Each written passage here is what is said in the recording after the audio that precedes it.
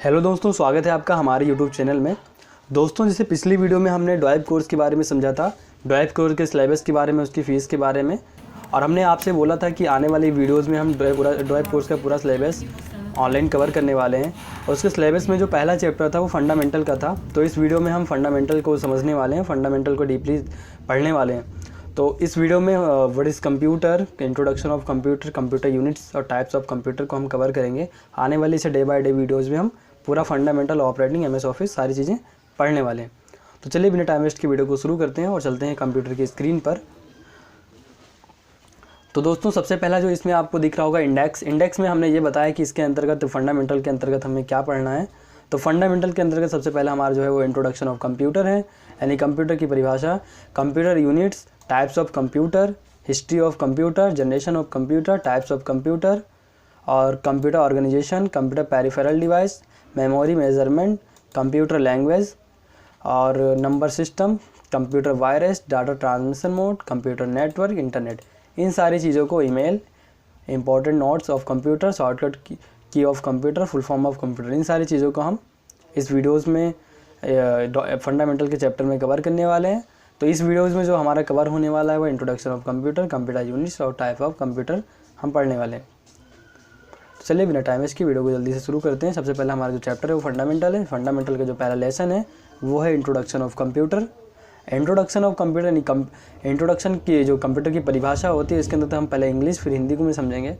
तो सबसे पहला जो इसमें है, computer is an electronic device which can perform word processing, data processing and calculate mathematical and logical information. It is information storage for future. सबसे पहले समझते हैं computer is an electronic device. इसका मतलब होता है कि कंप्यूटर एक इलेक्ट्रॉनिक डिवाइस है।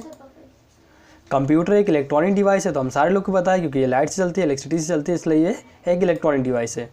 तो कंप्यूटर ही नहीं, आयरन भी एक इलेक्ट्रॉनिक डिवाइस होता है, ड्रिल मशीन भी एक इलेक्ट्रॉनिक डिवाइस होती है, मिक्सर भी एक इलेक्ट्रॉनिक डिवाइस ही होती है। वैसे ही हमारा कंप्यूटर भी एक इलेक्ट्रॉनिक डिवाइस है। आगे हमने which can perform word processing and data processing. Computer क्या करता है, परफॉर्म करता है वर्ड प्रोसेसिंग यानी शब्द प्रक्रिया को, डाटा प्रक्रिया को, और आगे and calculate mathematical and logical information.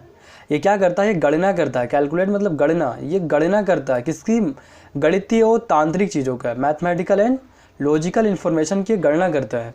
और आगे हमने पढ़ा it is information storage for future, यानी ये क्या करता है, ये सूचनाओं को स्टोर करता है, सुरक्षित करता है फ्यूचर के लिए। तो यहाँ पर हमने कुछ कंप्यूटर्स की चित्र वगैरह आपको दिखाए हैं, आप इसको एक बार डीपली देख लें। जिसमें एक कंप्यूटर सिस्टम तैयार है। जिससे कंप्यूटर सिस्टम जो होता है, कंप्यूटर सिस्टम में हमें किन किन चीज़ों की ज़रूरत पड़ती है, जो कंप्यूटर एक सिस्टम बनता है। तो उसके लिए सबसे पहले हमारे पास एक मॉनिटर होना चाहिए, एक कीबोर्ड होना चाहिए, एक माउस होना चाहिए और एक CPU होना चाहिए। इन चार चीज़ों से मिलकर हमारा एक कंप्यूटर बनता है, एक सिस्टम बनता है। ठीक है, अब देखिए ये सारी चीज़ें जो डिवाइस वगैरह लिखा हुआ है, इनको हम आगे अभी यूनिट्स पढ़ेंगे, उसमें हम सारी चीज़ों को कवर करने वाले हैं। फिलहाल यहाँ पर भी एक चित्र वैसे ही दिखाई गई है कंप्यूटर सिस्टम्स के बारे में, जिसमें एक स्पीकर है, कीबोर्ड है, माउस है, CPU है, UPS है और एक मेन सप्लाई जो करंट आ रहा है और हमारा मॉनिटर है। चलिए आगे बढ़ते हैं। अभी हम कंप्यूटर की परिभाषा यानी जो हमने अभी इंग्लिश में पढ़ा है वही हम यहाँ पर हिंदी में कवर करने वाले हैं। तो यहाँ हिंदी में सबसे पहला जो है, कंप्यूटर एक इलेक्ट्रॉनिक डिवाइस है। तो हम सारे लोग को पता है कि कंप्यूटर लाइट से चलता है, इसलिए ये इलेक्ट्रॉनिक डिवाइस है। चलिए आगे बढ़ते हैं। जो यूज़र द्वारा दिए गए निर्देशों को शीघ्र हल करके, यूज़र क्या होता है, यूज़र वो होता है जो कंप्यूटर को चलाता है, जो कंप्यूटर के आगे बैठा होता है, वो कंप्यूटर यूज़र्स कहलाता है, हम उसको यूज़र कहते हैं। तो जब यूज़र की बात आएगी आप समझ जाना कि कंप्यूटर को चलाने वाले को कंप्यूटर यूज़र कहते हैं। तो यहाँ पर है जो यूज़र द्वारा यानी कंप्यूटर को चलाने वाला जो इंसान है, जो ऑपरेटर है, उसके द्वारा दिए गए निर्देशों को शीघ्र हल करके, दिए गए निर्देशों मतलब जो वो कमांड्स देता है, जो उसको ऑर्डर देता है, उसको तुरंत, शीघ्र मतलब तुरंत वो हल करता है, यानी कंप्यूटर तुरंत उसको हल करता है और सत्य एवं विश्वसनीय परिणामों को प्रस्तुत करता है। यानी कंप्यूटर क्या करता है, कंप्यूटर एक इलेक्ट्रॉनिक डिवाइस है जो यूज़र द्वारा यानी कंप्यूटर के उपयोगकर्ता के द्वारा जो निर्देश दिए जाते हैं, जो ऑर्डर्स दिए जाते हैं, उसको तुरंत कंप्यूटर हल करता है और उससे संबंधित जो कमांड से ऑर्डर होते हैं उससे संबंधित एक सत्य और विश्वसनीय परिणाम, रिजल्ट हमारे सामने शो करता है, प्रस्तुत करता है। और तथा सूचनाओं को भविष्य के लिए स्टोर भी करते हैं। यानी ये क्या करता है कंप्यूटर, सूचनाओं को भविष्य के लिए इन फ्यूचर अगर हम कभी भी किसी भी सूचना को यहाँ पर सेव कर देते हैं तो हमें वो सुरक्षित मिलती है। तो चलिए अब आगे बढ़ते हैं। हमारा है अगला जो कंप्यूटर। कंप्यूटर शब्द 8 अक्षर से मिलकर बना है। यानी कंप्यूटर का जो शब्द है COMPUTR, ये 8 अक्षर होते हैं, 8 अक्षर से मिलकर बना है। वैसे दोस्तों मैं आपको एक बात यहाँ पर बताना चाहता हूँ, इसका जो फुल फॉर्म लिखा है इसका ये एक्चुअल फुल फॉर्म नहीं है, क्योंकि कंप्यूटर जो शब्द है इसका कोई एक्चुअल फुल फॉर्म नहीं होता है। अलग अलग ऑथर लोग, अलग अलग लेक्चरर अलग अलग इसका फुल फॉर्म बता रहे हैं कंप्यूटर का। कोई बताता है C फॉर कॉमन होता है, कोई बताता है C फॉर कंपल्सरी होता है, कोई बोलता है C फॉर कंपेयर होता है। तो ये अलग अलग लोग अपनी रिसर्च के अनुसार अलग अलग बुक्स में अलग अलग चीज़ें छाप रहे हैं।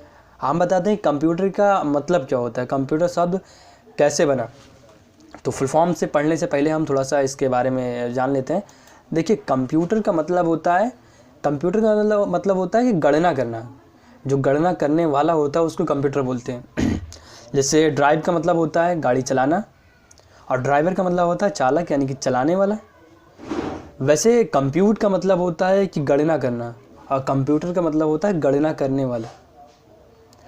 तो ये कंप्यूटर मतलब गणना करने वाला होता है। ये एक लैटिन भाषा का वर्ड है, यानी कि लैटिन भाषा में कंप्यूट यानी गणना, किसी चीज़ की गणना करना होता है उसको कंप्यूट बोलते हैं, और जो उसको करता है यानी जो गणना को करता है उसको कंप्यूटर बोलते हैं। इसीलिए इसका नाम कंप्यूटर है, क्योंकि जो कंप्यूटर शब्द है ये लैटिन भाषा से लिया गया है।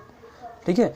और यहाँ पर हम वैसे अगर हम कंप्यूटर को अगर कंप्यूटर ना कहें, इंग्लिश में इसका नाम ले तो इसको हम कैलकुलेटर कह सकते हैं, क्योंकि कैलकुलेट का मतलब होता है गणना करना और कैलकुलेटर का मतलब होता है गणना करने वाला।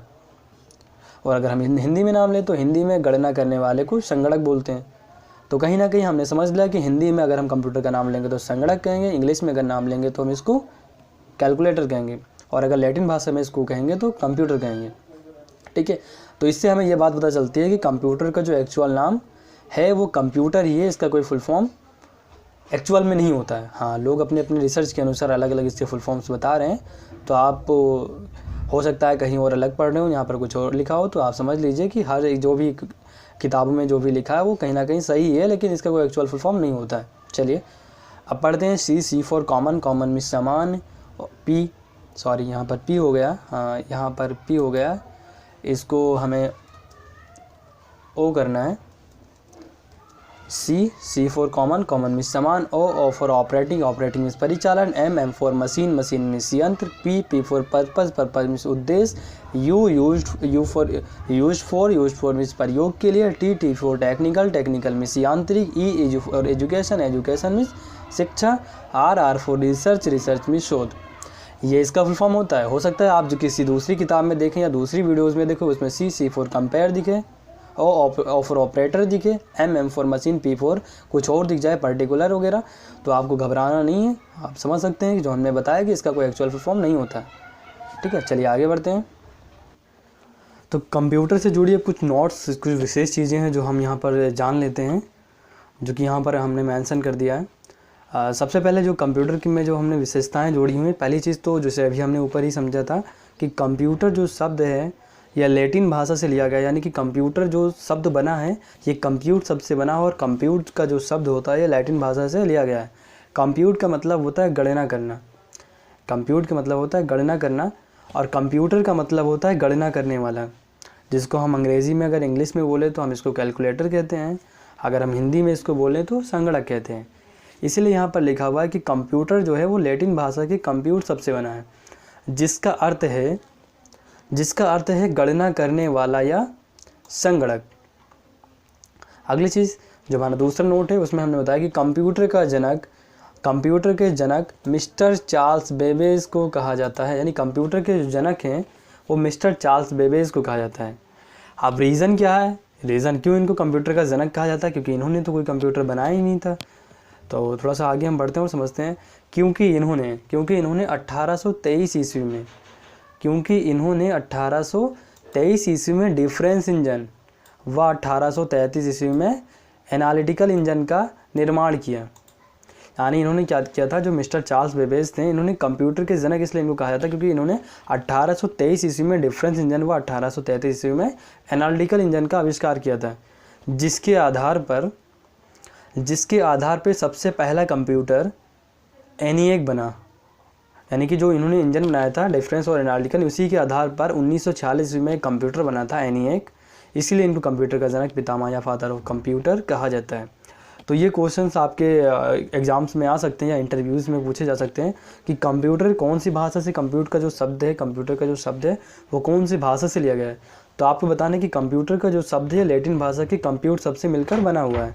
अगला जो क्वेश्चन है ये हो सकता है कि कंप्यूटर के जनक या पितामह या फादर ऑफ कंप्यूटर कौन है। तो आपको बताना है कि कंप्यूटर के जनक या पितामह या father of computer mister Charles Babbage हैं।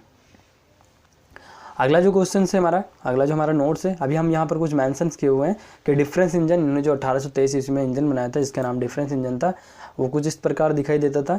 एनालिटिकल इंजन जो था, जो कि 1833 ईस्वी में बना था, वो इस प्रकार था। ये है मिस्टर चार्ल्स बेबेज की इस फोटोज़ के यहाँ पर मेंशन किया गया है। और अगला इनका बॉर्न यानी इनका जो जन्म हुआ था वो लंदन के इंग्लैंड में हुआ था। ठीक है। जो नंबर 3 हमारी जो विशेषताएं वो है प्रथम कंप्यूटर प्रोग्रामर। जो कंप्यूटर की प्रथम प्रोग्रामर थी वो लेडी एंड्रा अगस्टा थी। लेडी एंड्रा अगस्टा जो थी मिस्टर चार्ल्स बेबेज की शिष्या थी और कवि वायस की बेटी थी। ये जो यहाँ पर लेडी एंड्रा अगस्टा की फ़ोटोज़ को मेंशन किया गया है, ये क्या थी, ये प्रथम प्रोग्रामर थी। इन्होंने कंप्यूटर का जो प्रोग्राम लिखा था वो सबसे पहले लेडी एंड्रा अगस्टा ने लिखा था, जो कि मिस्टर चार्ल्स बेबेज की शिष्या व कवि वायस की बेटी थी। अगली जो विशेषता है वो है सबसे पहला गणना करने वाला यंत्र अबेकस बना।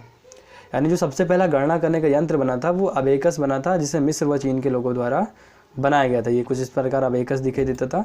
तो अबेकस जो सबसे पहला गणना करने का यंत्र था वो अबेकस था, इसको मिस्र और चीन के लोगों ने बनाया था। अगली जो विशेषता है, विश्व में सबसे पहला इलेक्ट्रॉनिक डिजिटल कंप्यूटर ENIAC बना। यानी जो विश्व में जो सबसे पहला इलेक्ट्रॉनिक और डिजिटल कंप्यूटर बना था वो ENIAC बना था, जिसको 1940 ईस्वी में बनाया गया था। इसे बनाया किसने था, तो इसे अमेरिका के निवासी जॉन एकर्ट व जॉन मिचली द्वारा बनाया गया था। यानी जो अमेरिका के निवासी यानी जो साइंटिस्ट थे, वैज्ञानिक थे, जॉन एकर्ट और जॉन मिचली ने, इन्होंने 1940 में एक डिजिटल कंप्यूटर बनाया था जिसका नाम ENIAC था। इसको बनाया किसके आधार पर था, इसको डिफरेंस इंजन और एनालिटिकल इंजन के आधार पर ही बनाया गया था, इसलिए कंप्यूटर का जनक मिस्टर चार्ल्स बेबेज को कहा जाता है। जॉन एकर्ट, जॉन मिचली, इन्होंने जो कंप्यूटर ENIAC बनाया था वो कुछ इस प्रकार दिखाई देता था। और ये जॉन एकर्ट और जॉन मिचली की फ़ोटोज़ को यहाँ मेंशन किया गया है। अगला जो भारत में सबसे पहला जो सुपर कंप्यूटर, तो भारत में सबसे पहला जो सुपर कंप्यूटर है वो परमपदम बना। परमपदम को परम 10,000 के नाम से भी जाना जाता है। तो भारत में सबसे पहला सुपर कंप्यूटर था वो परमपदम या परम 10,000 था, जिसकी फ़ोटोज़ को यहाँ पर मेंशन किया गया है। और भारत में जो सबसे पहला डिजिटल कंप्यूटर था वो सिद्धार्थ बना हुआ था। चलिए आगे बढ़ते हैं। आगे विश्व में सबसे पहला जो सुपर कंप्यूटर था वो क्रेवन था, जिसको हम CDC 6600 भी बोलते हैं, जिसकी फ़ोटोज़ को यहाँ पर मेंशन किया गया है। ये था जो विश्व में सबसे पहला सुपर कंप्यूटर। भारत में सुपर कंप्यूटर वो तो परमपदम ही था। अगला है भारत में सबसे पहला डिजिटल कंप्यूटर जो था वो बेंगलोर के डाकखाने में लगाया गया था। यानी भारत में सबसे पहले जो कंप्यूटर लगाया गया था वो बेंगलोर के डाकखाने में लगाया गया था। अगला कंप्यूटर साक्षरता दिवस कब मनाया जाता है, तो कंप्यूटर साक्षरता दिवस 2 दिसंबर को मनाया जाता है। ये सारे क्वेश्चंस आपके इंटरव्यूज़ या फिर एग्जाम में पूछे जा सकते हैं कि कंप्यूटर साक्षरता दिवस कब मनाया जाता है, तो आपको बताना 2 दिसंबर को मनाया जाता है। बाद में पहला डिजिटल कंप्यूटर कहाँ लगाया गया था, तो बेंगलोर के डाकखाने में लगाया था। भारत का पहला सुपर कंप्यूटर कौन सा था, तो परमपदम था। भारत का पहला जो डिजिटल कंप्यूटर था वो कौन सा था, वो सिद्धार्थ था। ऐसे से करके जो क्वेश्चन आपके भारत जो कंप्यूटर के जनक है वो कौन है, तो मिस्टर चार्ल्स बेबेज हैं। प्रथम प्रोग्रामर कौन है, लेडी एंड्रा अगस्टा। ये सारे नाम से आपको अच्छे से याद कर लेने। अब जो हमारा लेसन शुरू होने वाला है लेसन 2, जिसमें हम कंप्यूटर यूनिट्स के बारे में समझने वाले हैं, कंप्यूटर यूनिट पढ़ने वाले हैं। तो कंप्यूटर यूनिट यानी कंप्यूटर को उनके कार्य और विशेषताओं के आधार पर 3 यूनिट में बांटा गया। यानी जो कंप्यूटर है उसको 3 यूनिट में बांटा गया, उसके कार्य और विशेषताओं के आधार पर उसको 3 भाग में बांटा गया है। तो पहली जो इसकी यूनिट होती है वो है इनपुट यूनिट, दूसरी जो इसकी यूनिट है वो प्रोसेसिंग यूनिट है और तीसरी आउटपुट यूनिट है। अब input unit, processing unit, input और आउटपुट यूनिट, ये तीनों यूनिट्स से मिलकर एक कंप्यूटर काम करता है। लेकिन जो प्रोसेसिंग यूनिट है इसके 3 पार्ट्स होते हैं, इसके 3 भाग होते हैं। जो प्रोसेस करने की जो काम यानी जो हमारा प्रोसेसिंग यूनिट होता है इसको 3 पार्ट में भी बांटा गया। पहला जो इसका है मेमोरी यूनिट, दूसरा है इसका कंट्रोल यूनिट, तीसरा अरिथमेटिक लॉजिकल यूनिट। तो थोड़ा सा नीचे आते हैं और एक एक करके सारी यूनिट्स के बारे में पढ़ते हैं। तो सबसे पहले जैसे हमारे यहाँ पर इनपुट यूनिट दिखाया गया है, तो सबसे पहले हम इनपुट यूनिट के बारे में समझते हैं। तो जो इनपुट यूनिट क्या होता है, तो इसकी परिभाषा को थोड़ा सा डीपली से समझना। इनपुट यूनिट जो होता है वो है वे समस्त यूनिट जिनके द्वारा सूचनाओं को कंप्यूटर में भेजा जाता है। यानी सूचनाओं को कंप्यूटर में जिसके द्वारा आप भेजते हो, जिस यूनिट के थ्रू आप भेजते हो, वो सारी यूनिट्स क्या कहलाती हैं? इनपुट यूनिट कहलाती हैं। जैसे कीबोर्ड हो गया, माउस हो गया, digital camera, joystick, touch screen, OMR, OCR, microphone, ETC, बहुत सारी ऐसी डिवाइस हैं जिनके द्वारा हम क्या करते हैं? सूचनाओं को कंप्यूटर में भेजते हैं, जो कि यहाँ पर मेंशन भी है। आप जितनी भी डिवाइस के द्वारा आप कंप्यूटर में सूचना को भेजते हो, वो सारी आपकी इनपुट डिवाइस होती हैं। ऐसे बहुत सारे एग्जांपल्स आप देख सकते हो। फिर क्या होता है, जब आप सूचनाओं को भेजते हो तो वो प्रोसेस होता है, वहाँ कंप्यूटर में जाकर हल होता है। इसीलिए उसको जो दूसरी हमारी यूनिट्स होती है वो प्रोसेसिंग यूनिट होती है। यानी वे समझ यूनिट जिनके द्वारा सूचनाओं को कंप्यूटर में हल किया जाता है वो प्रोसेसिंग यूनिट कहलाती हैं। जैसे CPU central processing unit, GPU graphical processing units. तो सबसे पहले हम इसमें CPU को समझते हैं।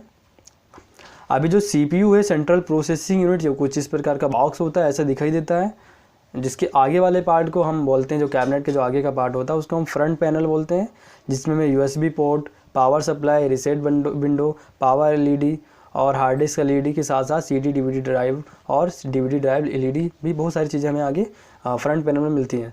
और जो साइड का पैनल होता है इसको हम साइड पैनल ही बोलते हैं। पीछे वाले पार्ट को हम रियर पैनल बोलते हैं, जहाँ पर भी आपको यहाँ पर फोटोज़ में कुछ नाम से दिए गए हैं, आप इसको जूम करके अच्छे से पढ़ सकते हैं। इस पार्ट्स के भी नाम को आप पढ़ सकते हैं। अंदर वाले पार्ट को इनसाइड पैनल बोलते हैं, जो इसके अंदर का जो पार्ट होता है उसको इनसाइड पैनल बोलते हैं। और इसके अंदर जो सबसे इंपॉर्टेंट जो इसका पार्ट होता है उसको हम मदरबोर्ड बोलते हैं, जिसकी फ़ोटोज़ को यहाँ पर मेंशन किया गया है। इसमें कुछ नाम्स भी हैं, आप जूम करके इसको अच्छे से देख लें कि कहाँ पर क्या होता है। जो कंप्यूटर पूरा का पूरा प्रोसेस करता है वो पूरा का पूरा कंप्यूटर मदरबोर्ड पे होता है, जिसको हम हिंदी भाषा में प्लेट बोलते हैं। अगला जो है GPU। अब GPU के बारे में थोड़ा सा बाद में समझते हैं, हम पहले से इनपुट और प्रोसेस को समझ लेते हैं। इसके लिए हम थोड़ा सा ऊपर जाते हैं और यहाँ समझते हैं। देखिए क्या है कि ये जो 3 यूनिट है ऐसे काम करते हैं। जैसे कुछ जब आप कीबोर्ड से भेजते हो तो सबसे पहले क्या होता है, वो कंप्यूटर समझता है कि आखिर कीबोर्ड ने उससे कहा क्या है, तो उसका जो काम होता है प्रोसेस करना, यानी तो वो CPU करता है। यानी इनपुट यूनिट जो हमारी कीबोर्ड हो गई, प्रोसेसिंग यूनिट जो हमारी है वो CPU हो गई। अब आपने कीबोर्ड से अगर मान लेते आपने A लिखा और A अक्षर डायरेक्ट जाएगा CPU के पास, और CPU क्या करेगा, उसको हल करेगा, प्रोसेस करेगा। और फिर उसके बाद जो हमारा मॉनिटर होता है, वो मॉनिटर एक आउटपुट डिवाइस होती है, वो क्या करता है, इसको प्रस्तुत करता है कि तुमने A लिखा था और A हमने प्रस्तुत कर दिया। जैसे यहाँ पर कुछ बताया गया है, ये सारी केबल्स जाकर CPU से जुड़ी होती हैं, और जो इनपुट की और आउटपुट दोनों की। तो ये क्या कहते हैं, जैसे कीबोर्ड से आपने, कीबोर्ड यहाँ CPU से जुड़ा और कीबोर्ड से आपने A लिख दिया या एप्पल लिख दिया। अब क्या करता है, CPU के अंदर जो मदरबोर्ड प्रोसेसर लगा होता है इसको हल करता है कि आपने क्या लिखा है, समझता है। फिर ये क्या करता है, ये इनको सिग्नल देता है मॉनिटर को कि इन्होंने A लिखा है, तो आप A को प्रस्तुत कर दो। इसको हम थोड़ा एक मनुष्य के एग्जाम्पल पे समझते हैं। जैसे क्या होता है, कंप्यूटर भी एक मनुष्य की तरह काम करता है। जैसे इंसान क्या करता है, इंसान की भी 3 यूनिट्स होती है, वो 3 यूनिट्स पर ही चलता है। पहले जो उसकी यूनिट्स होती है वो इनपुट होती है, दूसरी प्रोसेसिंग होती है और तीसरी आउटपुट होता है। यानी जो चीज़ें हम सुनते हैं वो हमारा इनपुट यूनिट करता है। जैसे हमारे ईयर्स वो कान हो गए, अगर हम कोई हमसे कुछ बोलता है और हम सुनते हैं तो हमारा इनपुट यूनिट का काम होता है। दूसरा हमारा यूनिट जो प्रोसेसिंग, जो मस्तिष्क यानी हमारा माइंड करता है। माइंड क्या करता है, जो सुनी गई चीज़ों को हल करता है, और हल करने के बाद हम अपने माउथ यानी मुँह से जब प्रस्तुत करते हैं तो हमारी आउटपुट यूनिट कहलाती है। ऐसे इंसान भी काम करता है, ऐसे कंप्यूटर भी काम करता है। इंसान का भी जो प्रोसेस यानी कि जो माइंड होता है, ये कई काम और भी कर सकता है। जैसे सूचनाओं को स्टोर भी कर सकता है, हमारे बैलेंस को भी बना सकता है, और भी बहुत सारी चीज़ों को कर सकता है। ऐसे जो कंप्यूटर का जो प्रोसेसिंग यानी जो कंप्यूटर का मस्तिष्क होता है, यह भी कई यूनिट्स में, कई भाग में बटा हुआ है, जिसको हम थोड़ा सा आगे बढ़ के और अच्छे से समझने वाले हैं। अब आ जाते हैं GPU की तरफ। तो GPU क्या है, GPU CPU का ही एक अपग्रेड वर्जन है। यानी GPU बना दिया गया, थोड़ा सा उससे ज़्यादा पावरफुल होता है। थोड़ा सा नीचे आते हैं, नोट्स के बारे में समझते हैं। जो कि प्रोसेसिंग यूनिट जो है उसको मैंने बताया कि 3 यूनिट में बांटा गया है, CPU, MU, LU। यानी कंट्रोल यूनिट, मेमोरी यूनिट और LU यानी अरिथमेटिक लॉजिकल यूनिट। तो मेमोरी यूनिट क्या होता है, ये एक प्रोसेसिंग यूनिट का ही पार्ट होता है। जैसे हमने बताया कि हमारा जो मस्तिष्क होता है, ये सूचनाओं को हल करने के साथ साथ सूचनाओं को स्टोर भी कर सकता है। हमारे दिमाग में सूचनाएं स्टोर भी हो जाती हैं। तो ऐसे कंप्यूटर है, इसमें जो CPU होता है यानी कि जो हमारा प्रोसेसर होता है, प्रोसेसिंग यूनिट के अंतर्गत एक मेमोरी यूनिट भी होती है, जिसके द्वारा सूचनाएं स्टोर होती हैं, सुरक्षित होती हैं। दूसरी जो इसकी यूनिट होती है वो कंट्रोल यूनिट होती है, जिसके द्वारा सूचनाएं नियंत्रित रहती हैं, कंट्रोल रहती हैं। अगला है LU अरिथमेटिक लॉजिकल यूनिट, जिसके द्वारा सूचनाएं अंक गणितीय व तांत्रिक सूचनाओं को हल किया जाता है। ये जो LU यूनिट होती है एक प्रोसेसर के अंदर लगी होती है, जो कि यहाँ पर कुछ फ़ोटोज़ में मेंशन किया गया है, आप देख लें। ये मेमोरी यूनिट है, ये हमारा कंट्रोल यूनिट है और ये हमारा अरिथमेटिक लॉजिकल यूनिट का कुछ स्ट्रक्चर बना हुआ है। अगला जो हमारा है वो आउटपुट यूनिट है। आउटपुट यूनिट वे समस्त यूनिट जिनके द्वारा सूचनाओं को कंप्यूटर में प्रस्तुत किया जाता है आउटपुट यूनिट कहलाते हैं। जैसे मॉनिटर हो गया, प्रोजेक्टर, प्रिंटर, स्पीकर, ये सारी चीज़ें क्या हैं जो सूचनाओं को प्रस्तुत करने का काम करती हैं। जैसे कीबोर्ड से आपने कुछ लिखा तो आपने सूचना कंप्यूटर में भेजा, अब सीपीयू यानी कि प्रोसेसिंग यूनिट ने क्या किया, उसको हल किया, फिर सीपीयू ने उसको आउटपुट के पास भेजा जो कि मॉनिटर हमारा होता है, उसने क्या किया, उसको प्रस्तुत किया। ऐसे ही कंप्यूटर पूरा का पूरा वर्क करता है। यहाँ पर पार्ट्स ऑफ कंप्यूटर दिए गए हैं, parts of computer and computer के भाग।